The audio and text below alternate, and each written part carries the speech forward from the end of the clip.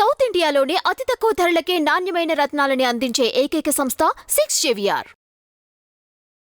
నమస్తే అండి, welcome to our channel.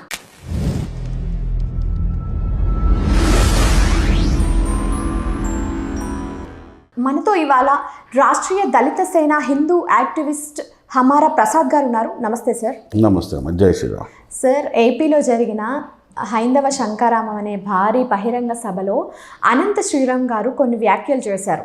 అంటే దానవీర సూరకర్ణ టైం నుంచి కూడా మొన్నొచ్చిన కల్కి సినిమా వరకు మీరు ఎందుకని పాత్రల్ని మార్చేస్తున్నారు? రామాయణ భాగవతాలని మీరు అంటే మీకు నచ్చిన విధంగా, మీకు ఇప్పుడు ఒక కొత్తగా ఒక స్టోరీ చూపించాలని కాబట్టి భాగవతాన్ని మార్చేస్తాం, రామాయణాన్ని మార్చేస్తాం, ఇలా ఎందుకు చేస్తున్నారు మీరు? అంటే ఎవరు అడగట్లేదని మీరు ఇలా చేస్తున్నారా?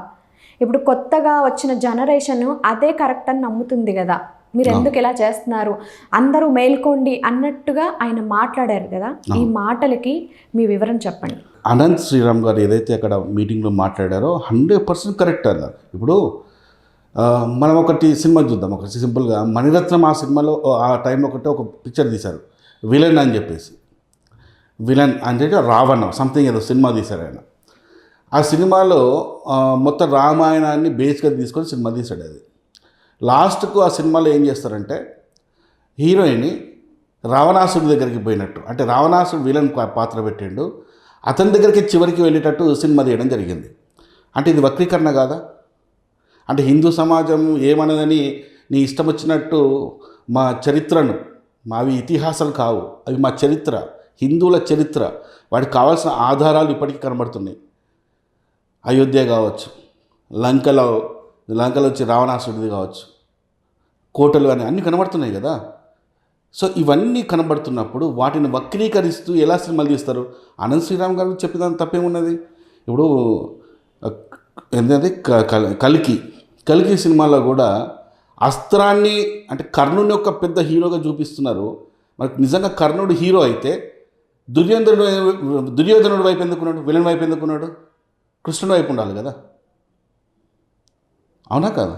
సో వక్రీకరణ అనేది అంటే ఇక్కడ కర్ణుడిని హీరో చేయడానికి మిగతా అందరినీ కూడా అక్కడ అంటే వాళ్ళ వాల్యూ తగ్గించే విధంగా, అంటే చరిత్రను వక్రీకరిస్తూ, మా చరిత్రను వక్రీకరిస్తూ తీస్తున్న సినిమాలు ఏవైతే ఉన్నాయో తప్పకుండా ప్రశ్నిస్తాం. అంటే ఇంతకాలం వాటిని ప్రశ్నించలే కావచ్చు, దానవీర సూరకర్ణ దగ్గర నుంచి ఇంతవరకు హిందూ సమాజం ఇలాంటి వాటిని ప్రశ్నించలేదు కాబట్టి ఎవడు ఇష్టం వచ్చినట్టు వాడు సినిమాలు తీస్తున్నాడు. సో ఖచ్చితంగా వాటిని ప్రశ్నించాలి. హిందూ సమాజం అలాంటి సినిమాలు తీసినప్పుడు ఇమీడియట్గా చట్టపరంగా కూడా లీగల్గా కూడా యాక్షన్ తీసుకునే విధంగా ఉండాలి అనేది మా కోరిక. ఆయన చెప్పిన దాంట్లో 100% తప్పలేదు. అంటే చూసే నెటిజన్స్ ఏం చెప్తున్నారంటే సినిమాని సినిమాలా చూడండి, మీరు ఎందుకని అది ఆపాదించుకుంటున్నారు అంటున్నారు. దీని మీద మీ వివరణ? సరే, ఇప్పుడు నేను ఒక ముస్లిం సినిమా తీస్తా, అల్లాను నేను వేరే విధంగా తీస్తా, ఓకే. లేకుంటే యేసు ఉన్నాడు, యేసు అని చెప్పి క్రిస్టియన్ మతం ఉంది, యేసును నేను ఇంకో విధంగా పెళ్ళైనట్టు ఆయన ఒక 10 మంది పిల్లలు కన్నట్టు కూడా చూస్తా, యాక్సెప్టెడా? సినిమానే కదా. అంటే వాళ్ళ మనోభావాలు దెబ్బతీసినట్టు కాదా, వాళ్ళని ఇబ్బంది పెట్టినట్టు కాదా? అల్లా గురించి నేను తప్పుగా సినిమా తీస్తే, ఆయనకు 50 మంది భార్యలు ఉన్నట్టు నేను ఒక సినిమా తీస్తే సినిమానే తీసుకోండి. ఎందుకు మరి దాని మీద రోడ్ల మీదకి వచ్చి ధర్నాలు చేయకుండా ఊరుకుంటారా వాళ్ళు? అంటే హిందూ సమాజం అలాంటి చేయట్లేదు కాబట్టి మా మీద విచ్చలవిడిగా ఎవడి పైత్యమైనా కూడా మా మీద ఎదుగుతున్నారు అనమాట సినిమాల రూపంలో. ఎందుకు ఈ సిచ్యువేషన్ వచ్చిందంటారు? ఇప్పుడు మీరు అన్నట్టుగానే ఇప్పుడు ఒక అల్లాని కానీ, క్రిస్టియన్ కానీ, బౌద్ధిజంని కానీ ఎవరిని కూడా క్రిటిసైజ్ చేయకుండా ఓన్లీ హిందూ మతాన్ని మాత్రమే ఎందుకు చేస్తున్నారంటారు? అది హిందూ మతం అంటే ఇప్పుడు ఎట్లుందంటే అంటే హిందువుల్లో ఐక్యమత్యం లేదనా? ఎగ్జాక్ట్లీ, హిందువులో ఐకమత్యం లేదు, హిందువులో ఐకమత్యం లేదు. ఇంకోటి ఏమైనా చేసినా కూడా వాడి పాపన వాడు పోతాడులే. మేమందరం ఏదన్నా సమస్య జరిగితే ఇప్పుడు మేము ఎంత గొప్ప వాళ్ళం అంటే మేము మా దేశంలో మా అయోధ్య దేవాలయాన్ని, మా అయోధ్యలో ఉన్న మా దేవాలయాన్ని పగలగొట్టి దాన్ని మసీదు కట్టుకున్నా కూడా మేము చట్టపరంగా పోయినా తప్పించి దౌర్జన్యంగా మేము పోలే. అర్థమవుతుందా? అలాగే ఈ దేశంలో 30,000 దేవాలయాలు కూడా మా దేవాలయాన్ని పగలగొట్టి వాటి మీద కూల్చేసి వాటి మీద మసీదులు కట్టుకుని తెలిసి కూడా కొజ్జలా కూర్చున్నాం కదా మేము. అది మా మంచితనమా, మాకు ఐకమత్యం లేదా అనేది అందరికీ తెలిసిన విషయమే.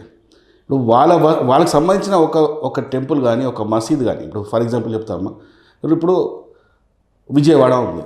విజయవాడ కనకదుర్గమ్మ దేవాలయం ముందు దాదాపు 150 దేవాలయాలు ఉండే, మావి విగ్రహాలు ఉండే.